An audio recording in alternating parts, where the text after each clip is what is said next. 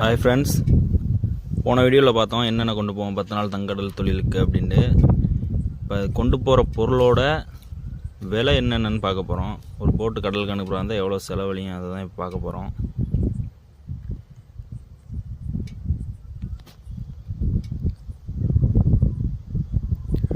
Diesel எவ்வளோ வரும்னு பார்த்தீங்கன்னா 85 ரூபா ஒரு லிட்ரு.